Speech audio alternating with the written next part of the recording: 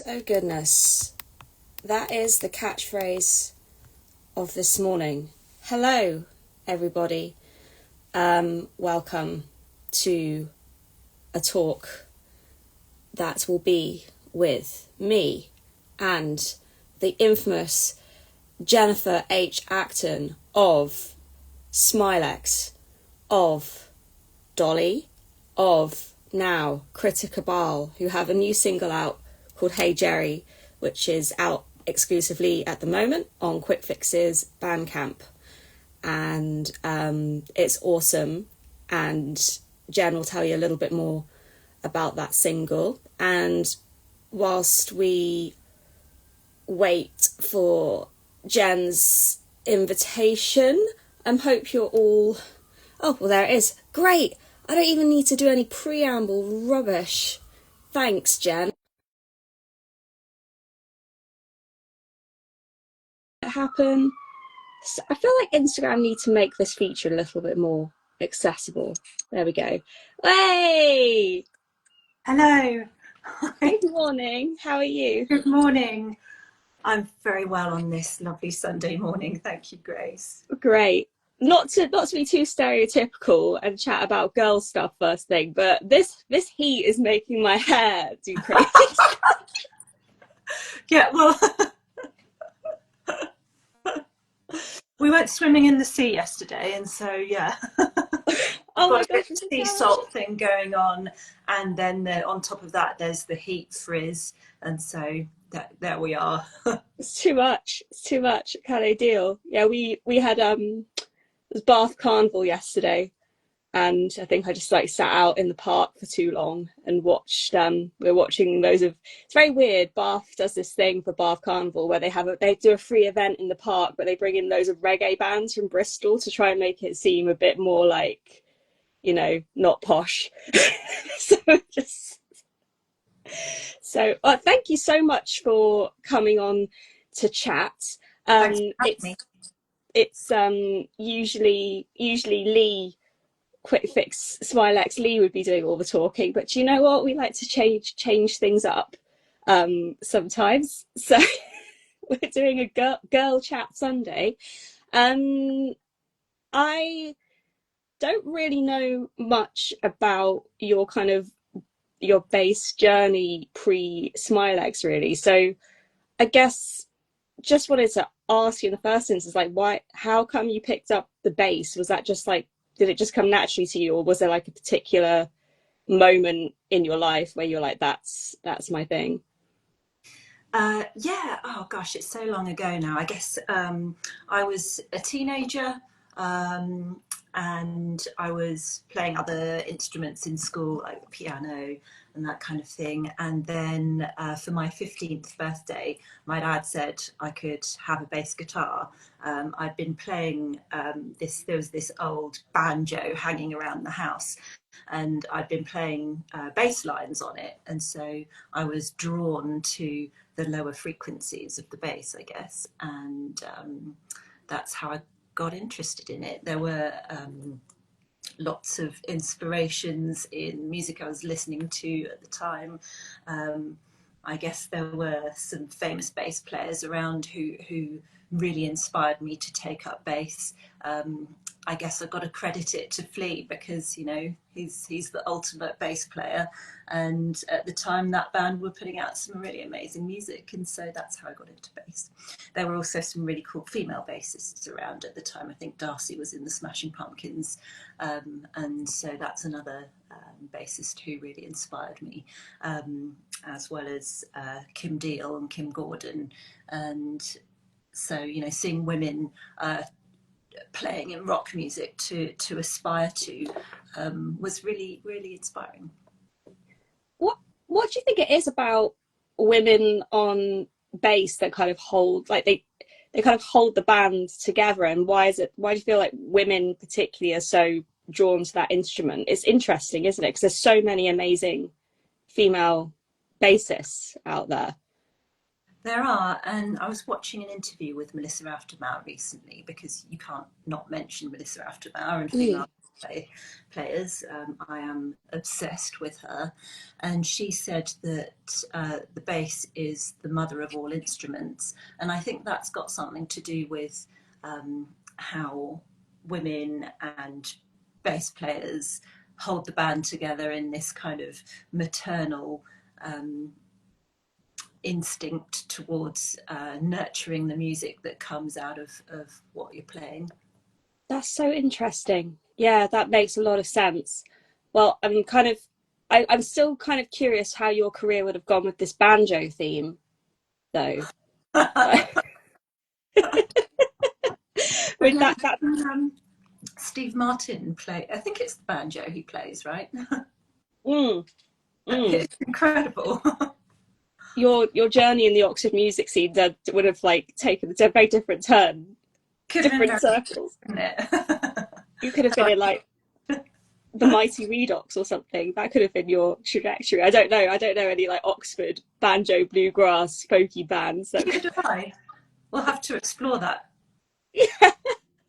We're gonna have to write this like fan fiction of when Jen took up banjo instead and what her Oxford music scene journey was. Just to say, I can't play the banjo. So. You can't. I think you're lying. I think you're lying.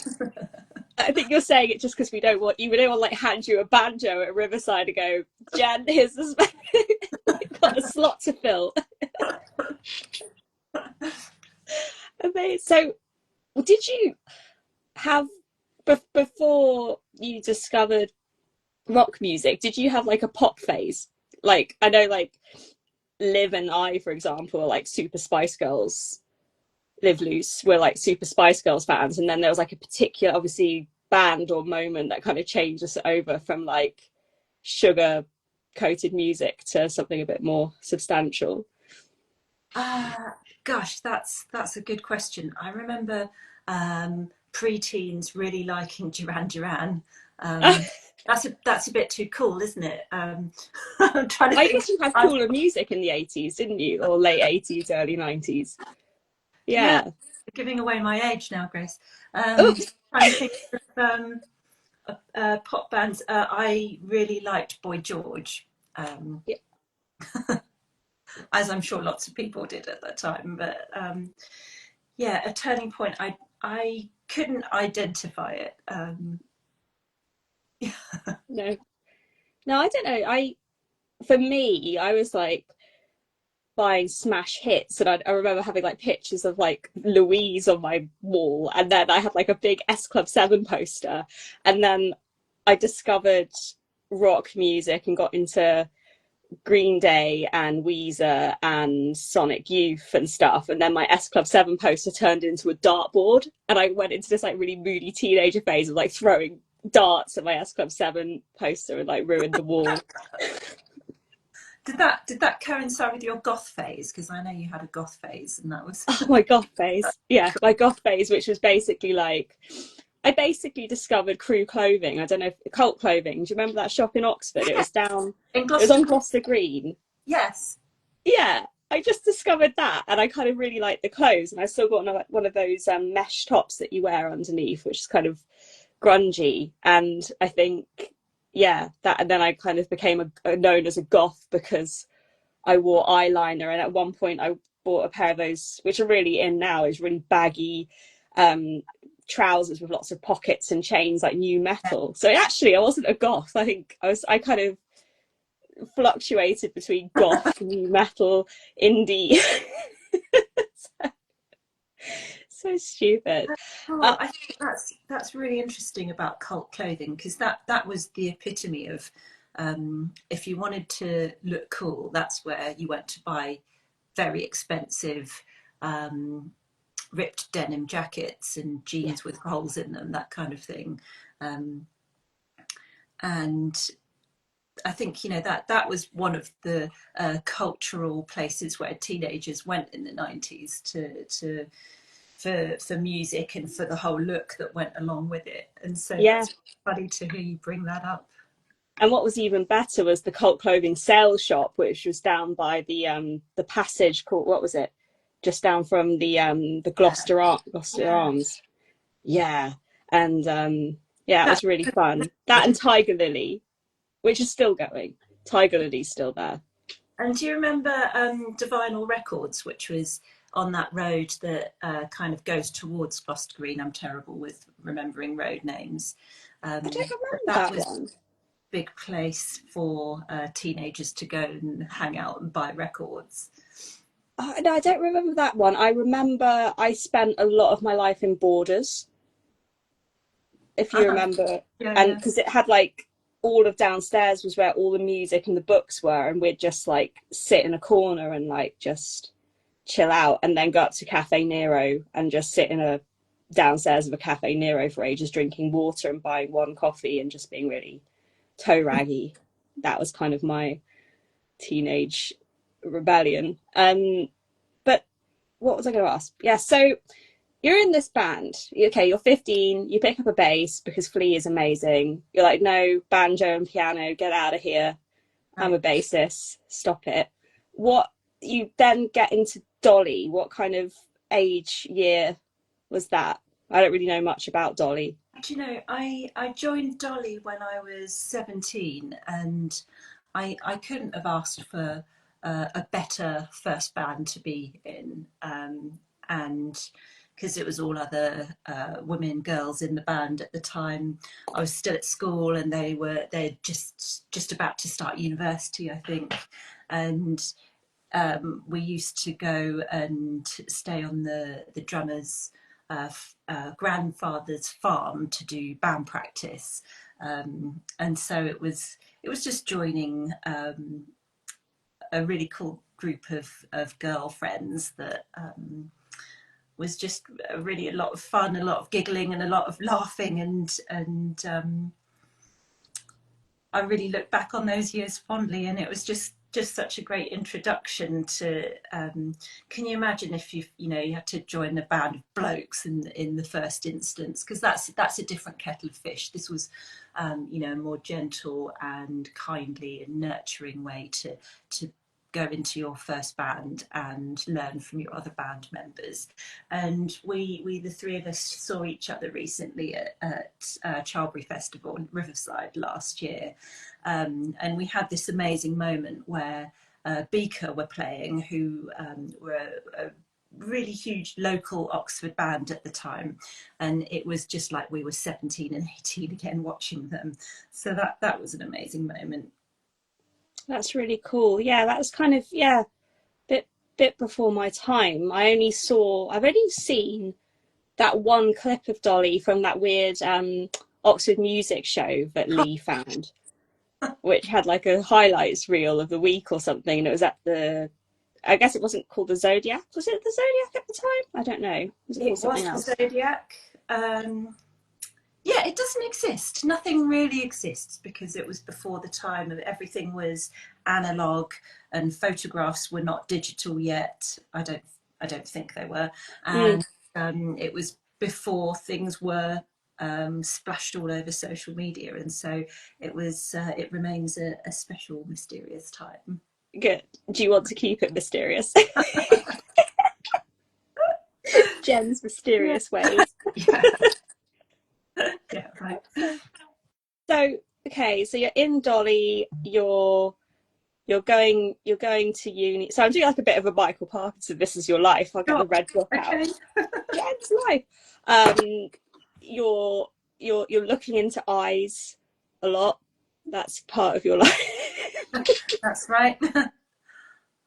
I had um, eyes on eyes.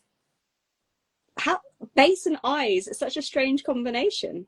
What It's what bizarre. great. There's, Yeah. I think they're two completely distinct and separate things. Can we bring any similarities into the complexities of the grooves of the No, pupils? No. no. There's hard, cold science on the one side, and there's creative and fun music on the other side. Yeah, it's funny, isn't it? Because actually, I mean, this is going off topic, but modern a lot of young musicians learn things very methodically and very like, especially with rock instruments, there's not a lot of they learn things from tutorials and opinion videos and stuff. So I wonder if that actual kind of, you know, just picking up an instrument and playing and feeling it might get lost in future generations. I hope not, but there is a trend of like people just repeating specific, you know, licks and things. I don't know. I was really lucky to have a teacher when I started playing bass, the late great Jay Silvercroft, and he was a local classical musician, classical guitarist, and so I took some lessons from him for a couple of years, and he taught me, I think, to play in a slightly unusual way. So we would study classical guitar pieces like from Fernando Sor and Bach on the bass, which was a bit unusual in hindsight, but I'm really grateful to Jay for you know, nurturing something that was a bit different, and I think that stayed with me for so long. And I've worked with different teachers over the years. Another late great bass player, John from the Rock of Travolta, I took some lessons with him for a little while, and there were all these amazing people who I could learn from in the Oxford music scene and playing in bands with people, and so, you know, carrying forward a little piece of all of the different teachers and all the different musicians I've had the privilege to play with is I think a really nice part of carrying on in your music. Nice. I am conscious that Quick Fix recordings are asking many questions. Oh, sorry, Lee. No, not at all. He's asked so many, and I'm worried if I scroll back that I might accidentally hang up the call. So I don't want to do that. He says Sebastian Bach, he didn't play bass. He did And actually some amazing bass lines. You check out the link between Beatles bass lines and going back to the stem of Bach music. It's all there. yeah, that's yeah, it's interesting, isn't it? Because actually, what were we listening to the other day?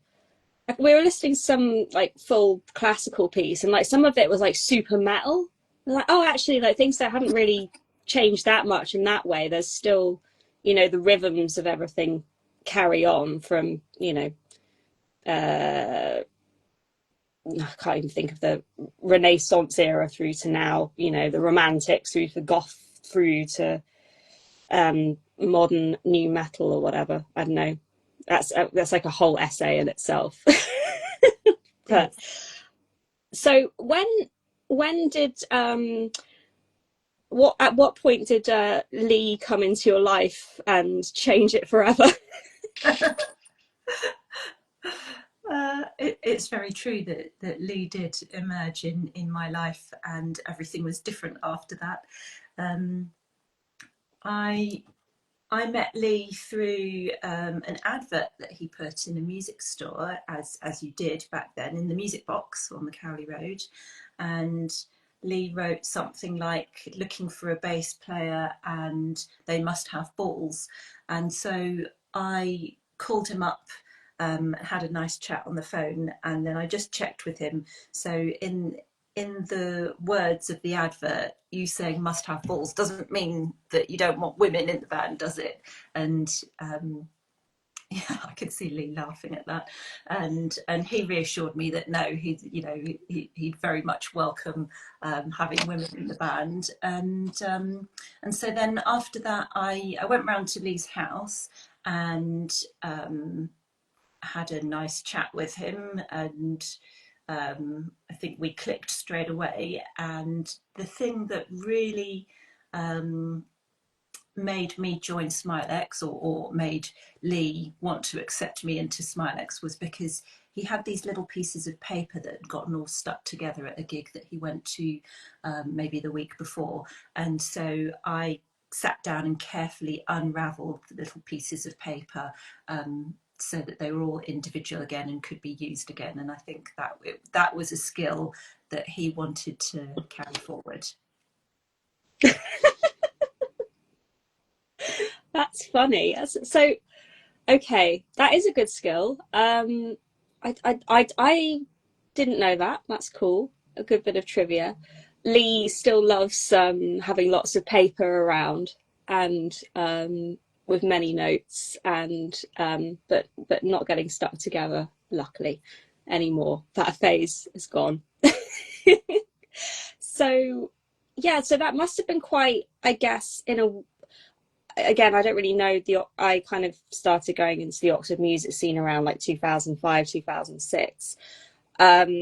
But I can imagine around that time, that kind of a setup was quite different for the Oxford music scene, like in terms of what you as a band were doing. I know, like you and Lee from like past footage and past recordings seem to play off each other quite nicely because you're both very fashion conscious. You're very conscious of stage presence and ensuring that, and not that Tom and Pat aren't, but you have that kind of synchronicity of how you both work together aesthetically and your relationship on stage, which I think made you stand out. Did you feel like it was a bit of a, like, how was it launching yourselves into that space from being in an all girl group to then being in such a in your face band? Was it scary, or were you quite excited to go along for the ride?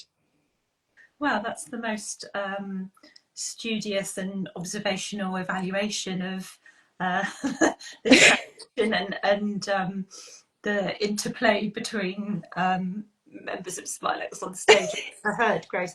So yeah, credit to you for that. So sorry, what was the question? The transition from being in a girl band. I think the biggest difference for me was the type of music. So to go from this kind of sugary, artsy, folksy kind of pop music, I would call it, to quite a loud rock band, almost verging on a bit metal.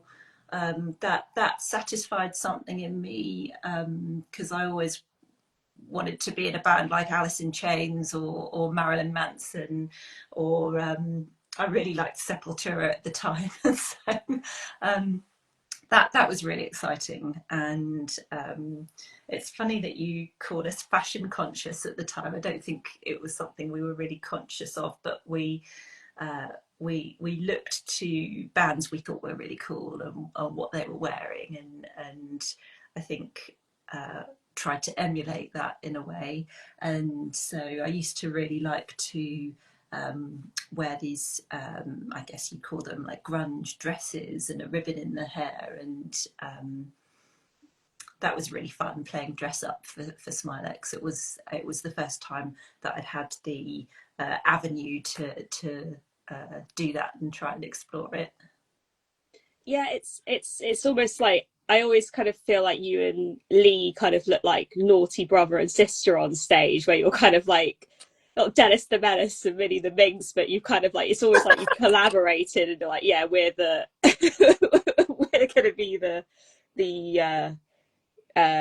not naughty ones, but you've definitely got, whereas obviously, and then Tom has his kind of like oversized sort of image as well, and then you've got, with his like cool big t-shirts and his own vibe, and then and Pat's drumming was like, just obviously it's other drummers in the band, but Pat's drumming kind of spoke volumes in itself, so you're kind of like, whoa, not so I guess what I'm getting at is a lot of bands, like young bands these days, they're very conscious of how their image is portrayed, especially in like a social media heavy world where you're being scrutinized for everything. And I talk to especially girls in bands who they try to kind of replicate instead of finding their own style. And I think that's what was really cool about all of you, is you all had your own style, you had your own way of being on stage, and there's kind of like no doubt that you were like the coolest bassist in Oxford ever, apart from like you and Liv were kind of like holding up the bass the base of Oxford, and that's was always really great about Quick Fix, I think, is that the bands that were on Quick Fix had a lot of space to explore their own creativity and path, and was always a kind of screw you to anyone making any judgment, if that makes sense. I don't know, maybe I had too much coffee. I think we were lucky to grow up in a time where things were not under the scrutiny of social media. That might have made us feel a lot different about taking risks with things, whether it was what we were wearing on stage or what we were doing. And we did like to film the gigs, actually. We were really lucky to have Terry, who would film every gig. But I think part of that was musically how we were able to improve, because we could learn from mistakes, musical mistakes, and look to get better. And I think it's hilarious that you describe me and Lee like naughty brother and sister, because that just sums up our whole relationship over this time ever. Yeah, and I guess it's also helpful as a band to have a front man who is kind of taking all the kind of attention, so that you can kind of get into the I don't know if you a front man sticking drumsticks down their butt is always a positive, but I'm just jokingly, you're amazing. That's not all you did. I don't want that to be his Lee Smilex shoved drumsticks down his butt as revenge. Yeah, he did a lot worse than that as well, but we won't go into that.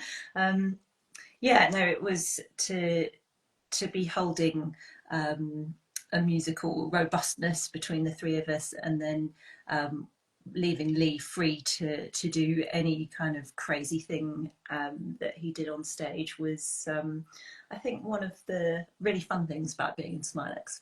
Yeah. Lee said, shout out to Kate Garrett as well, who was a very cool bassist of the Mystics. There were so many cool bassists, female bassists actually, that came before in Oxford. So in a band called Naught, there was a bass player called Heidi, and she was amazing. I really looked up to her. The bass player from Beaker as well, who is also sadly not with us anymore, was somebody who encouraged me too. And I'm sure there are others who we're not remembering right now. Yeah, actually Lee mentioned early on in the chat, was James Sedgwoods in your band for a bit, in Dolly for a bit? Yeah, James came and joined on a couple of songs, I think. I can't remember that far back, but yeah, James, I think, played on a few songs, or maybe in a few gigs with us, and that was really fun to get to play with James Sedgwoods. What an amazing guitarist, and to be able to learn from him. It was really, and I've just seen a comment pop up, Terry Bonham in Francis Bell. Yeah, exactly, the great Terry Bonham. I honestly keep like dropping hints to Terry saying, why are you picking up the bass again? When's this going to happen? Do it, because Evie's so into guitar. Terry moved into the management side of music, and with what do you call it? What's one louder? What is it? Gets Louder. She does plugging and photography and sort of PR stuff. Yeah. I think that's the side of the music that Terry really enjoyed and excelled at, and management and that kind of thing. Yeah, this is said in a compliment, but Terry is the greatest spreadsheet creator I've ever known. So. But there is no doubt that Smilex wouldn't have done half of what they did without Terry. Yeah, of course. So, and in terms of, because obviously from my perspective, I only really know about the writing process of Smilex from a kind of lyrical perspective, and Lee's demos, and kind of that kind of perspective. How was it writing bass lines, especially in a catalogue there, which was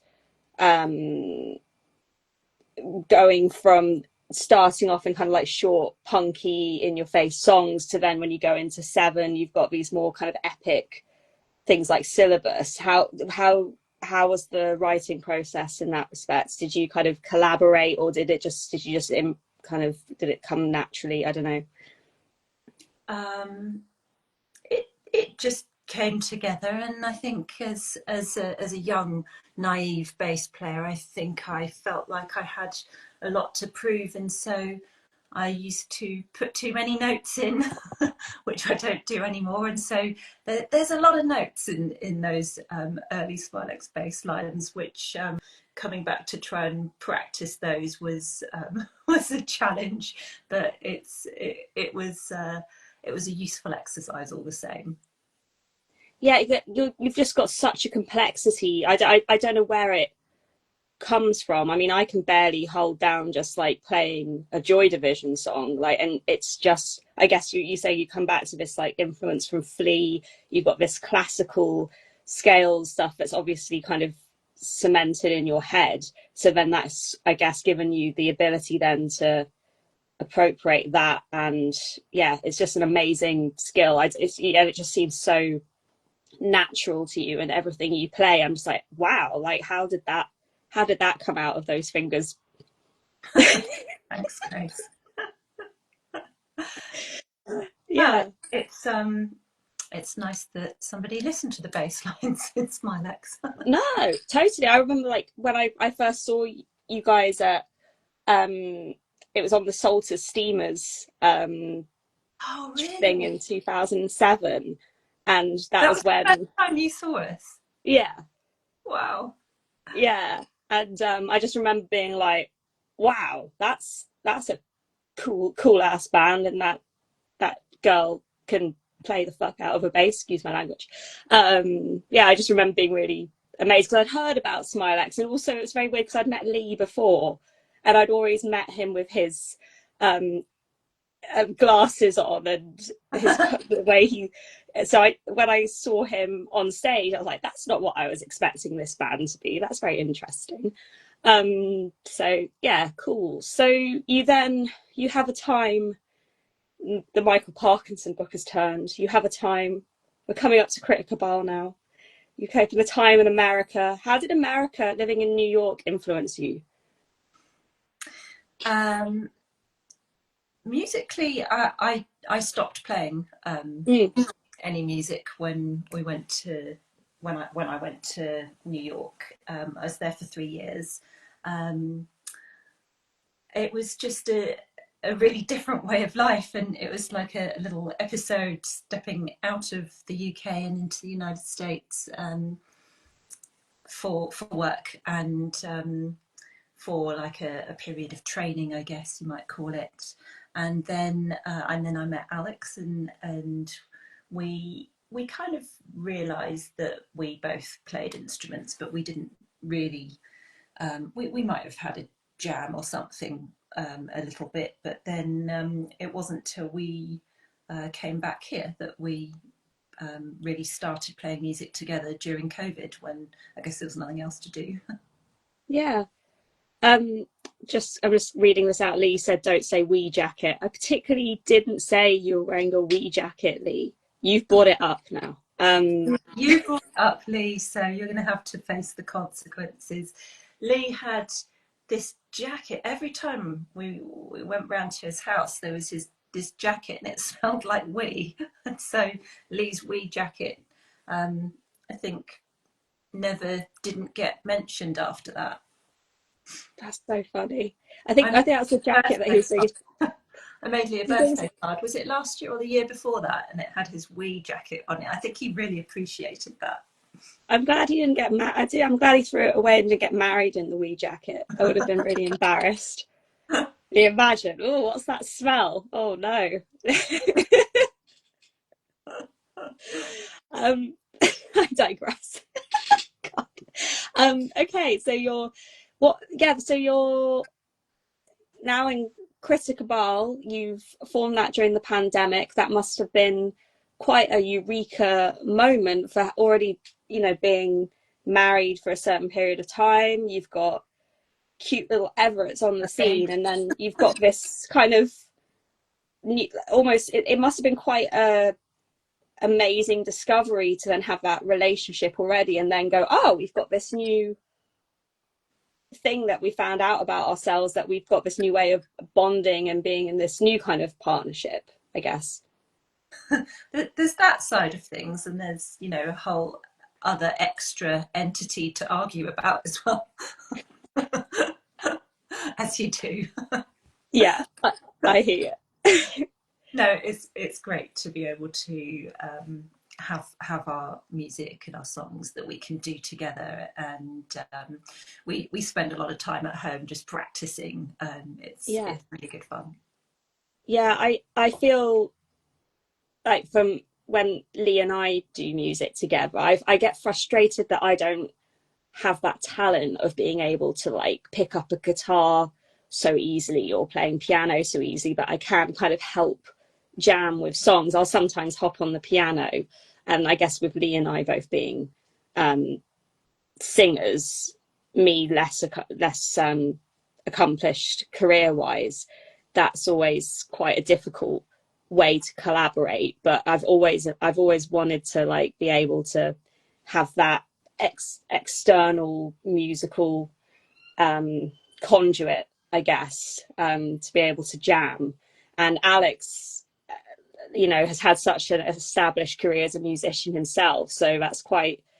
Um, I kind of, when I see you both on stage, it's like you you both turn into this sort of weird, um, cool, not station, but I can't think of like. You're talking about Pen and Ted Station.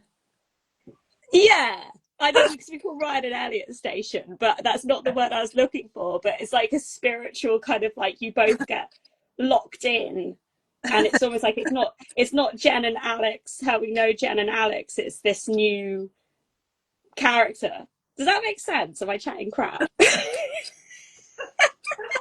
Tell me something, Grace. Are there disagreements that you and Lee have that you wouldn't have ever had if you hadn't been in a band together?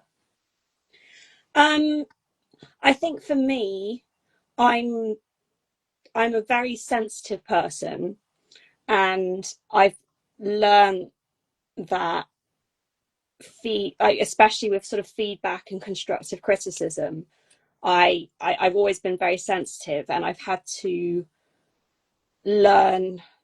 I've been doing a lot of self work on this, and I've really tried to break away from the kind of initial like, oh, I didn't do a good job, because it's not from a fragile ego place for me. It's more of a I've let someone down place. Mm. So if I'm doing some singing and say Lee's like, that was flat, do it again, or he's trying to get a specific emotion out of me, it does get quite, it can get heated, because I feel like I can't do the best work that I can. But I'd say that's, or sometimes, it's like something's getting, if it's like video editing work, sometimes it can get very repetitive. But there's never been a kind of creative loggerheads, I suppose.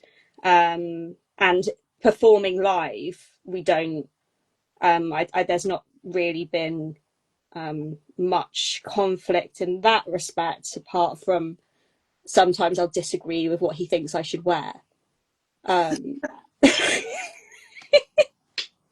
And by the way, your costume in the last gig I saw you was absolutely stunning. I thought oh, thank there you.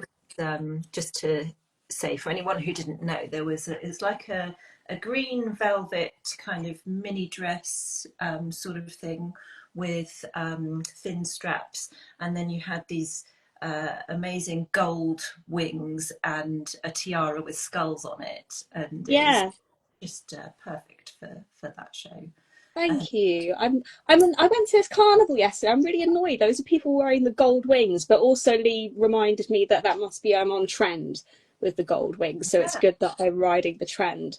Um, I guess it did so have a carnival-esque feel to it, didn't it? yeah, which for me goes against my goth sensibilities, Yeah. you know. And it's another thing of like me trying to force That's why you myself have the to be out of my skulls and comfort the zone. tiara. The skulls, yeah, the skull, yeah, definitely. I just had a photo shoot. I'll send you the photos. I wore that in a graveyard recently. So yeah, I am still goth. Thanks, Mum, for bringing that up on my wedding day about my forever goth. Yeah, I am. Thanks. Um,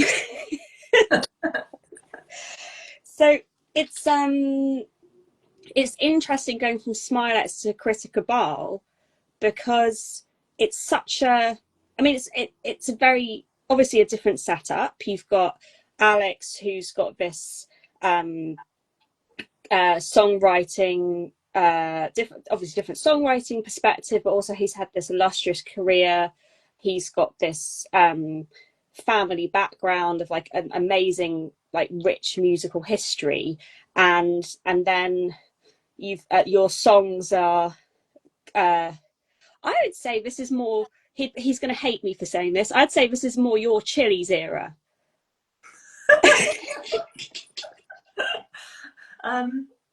Well, as opposed to my Stooges era. Stooges era. I don't disagree with you, actually.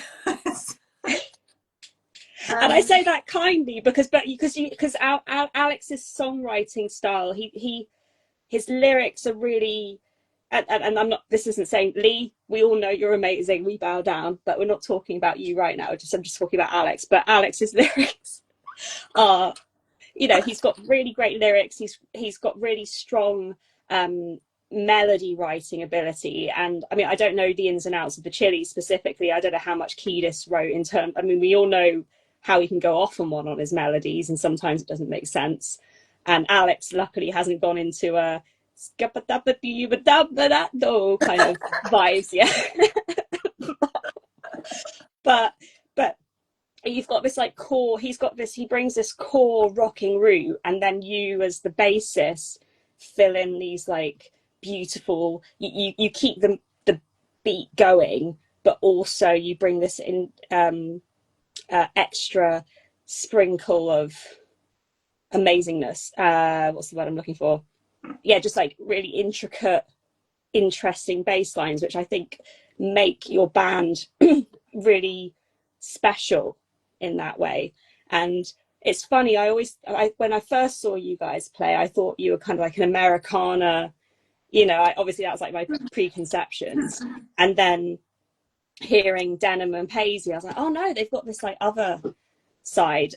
And then with this EP, Sweep has also got this really interesting kind of jazzy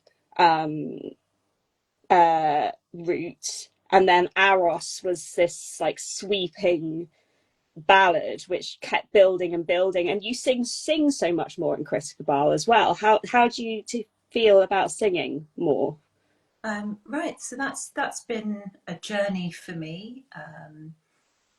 Too, it's a bit like learning a new instrument, I suppose, to do a bit more singing in this band. And everything that I do in Critic Cabal, I think is so much more upfront and a lot more exposed than previously being a bit more tucked away.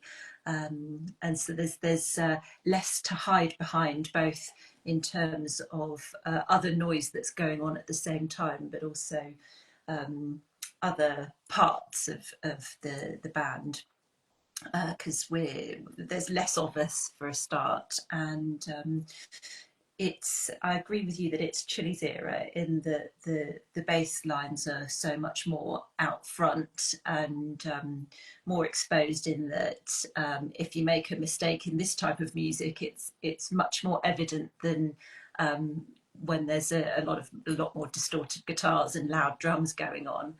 And so yeah, that is one of the differences. What was the question? Sorry, Grace. I guess, like, how is it? I guess, has it been scary singing more, or do you feel like it's pushed, like has it pushed you more as a musician, and is that something you want to explore more? I guess with the singing element of it. Yeah, scary. Yeah, definitely scary, and something that was new to me. Although Lee's just pointing out, I did something on. Oh yeah, Spike My Drink, a Smollett's B-side. God, that was a long time ago.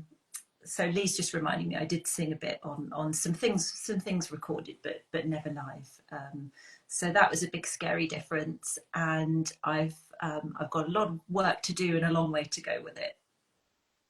Yeah, it's so interesting. I never, when I pictured you singing, I never, for some reason, thought you'd be a soprano, like that high level.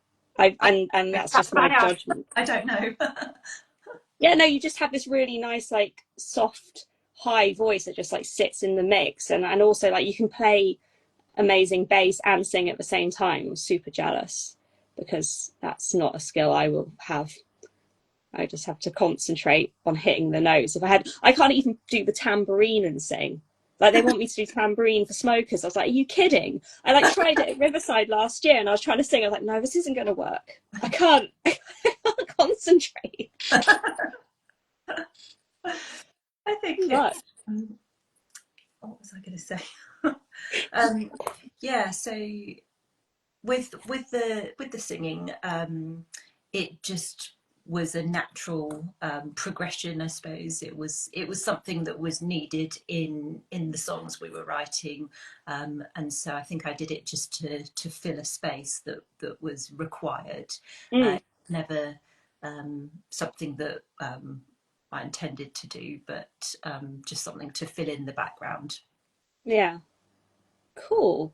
Yeah, it all sounds really lovely, and it adds such a nice layer, and also brings that synchronicity to you and Alex's relationship on stage as well. But we're going to talk about triplicity rather than synchronicity, because the new EP is coming out soon, and you've got Hey Jerry, which is out now on Bandcamp. Could you tell us a little bit about Hey Jerry as a single and kind of that journey of writing that song to where we are now with it? Yeah, I mean, I'll just point out Alex is the songwriter. I Yeah. fill in bits around what he creates and he starts off with. And the song, I do know what the songs are about though. That's important. So the song Hey Jerry is about my sister-in-law's late father, who was called Jerry Weiss, and he was the trumpet player and founding member of Blood, Sweat and Tears, and an amazing musician and trumpeter. And there's a line in the song that goes, play the notes, every single one. And that's something that, so Jerry was Alex's stepfather. And that's something I think Alex was preparing for a big show in his previous band. And they were playing to a very large audience, and he looked to Jerry for some advice, and Jerry advised him just play the notes, and which I think is a brilliant piece of advice from an experienced musician to another, um, because that is just what you have to do. That's the only thing Yeah. you have to do. And if you're feeling nervous or uncertain, then that's a good sentiment to remember. Yeah, beautiful. It's such a catchy, heartfelt song, and yeah, everyone should go and listen to it on Bandcamp and support it on Bandcamp prior to the streaming release on the EP. And coinciding with that, we've got the out very sorry, my phone just paused there. Yeah, we've got the music video for Hey Jerry coming out very soon, hopefully very soon, which was filmed at the pit in Newport. And you brought your iconic style to that shoot in your awesome was it your Betty Barclay dress? Betsy Johnson. Betsy Johnson, Yeah, sorry. yeah. Yeah. That is one thing that I got in New York that I brought back with me, to influence music. Not that what you wear influences music, but it's an important part of it, isn't it? And the music video, I'm really excited for that to come out. I can't wait for you to see it. So your part in it is great. It tells a story, and I don't want to say any more than that to give anything away, but there's some very talented actors in the video. Yeah, it was such a lot of fun, and it was so nice to see Alex's idea come to fruition and be part of that, project. So that's going to be, yeah, I'm really excited to share that. And then the EP coming out, we'll announce the launch date for that EP. Sorry, Lee's saying some other stuff again. Some would say what you wear is the most important bit, or what you don't wear. Filth. This is why we don't have boys talking. This is why Lee's not doing the interview. Yeah, Lee. God, rude. So cheeky. Cool. Well, I'm conscious. I was only going to try and keep you for half an hour, but I'm conscious I've kept you for an hour, Jen. We will never get on for less. But can you imagine if Lee had been interviewing? It would have been 2 hours. Yeah. So we'll leave it there. But also, I did see that your son said hi earlier in the chat. So not that he's got an Instagram. Sorry. Hi, Ev. We're looking forward to seeing you at Riverside and rocking out. And is he going to be wearing tie-dye this year? On stage, he might do. Still figuring out his costume. Me too. Maybe we should chat about this. Maybe we should all have a costume chat.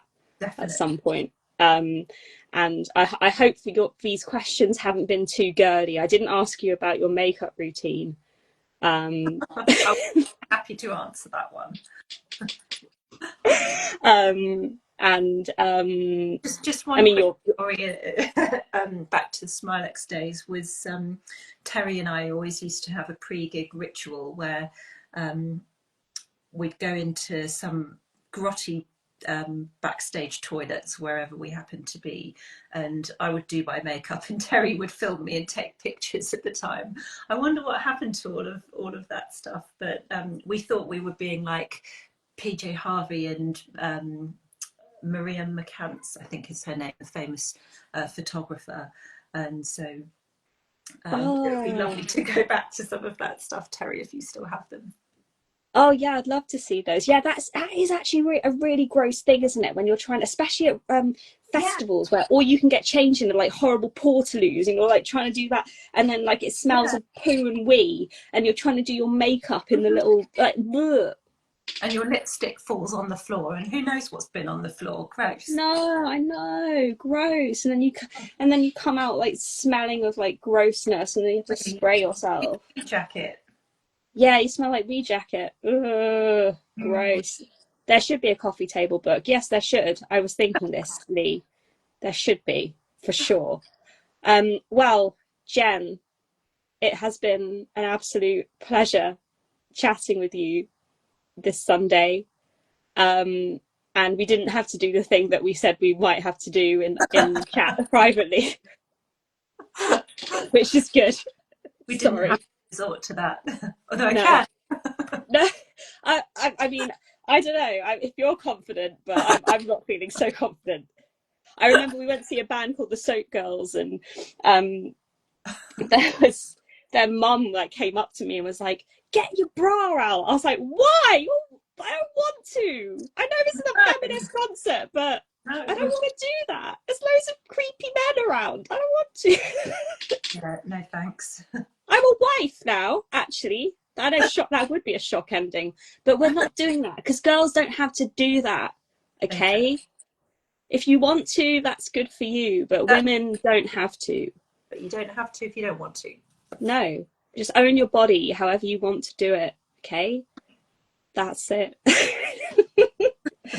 Cool. Well, have a lovely day. Check out Hey Jerry, everybody, and check out the new music video when it comes out, and follow Cabal. And if you don't know already, they are playing Riverside Festival next weekend, Charlbury, Riverside, 19th and 20th of July. They're playing you're playing on the 19th, 20th. Yes. 19th. On the So Saturday. Yeah. be there or be square. It's free, and we'll see you all there. Cool. Goodbye, everybody. Bye bye. Bye bye. Thanks, Jen. Lots of love.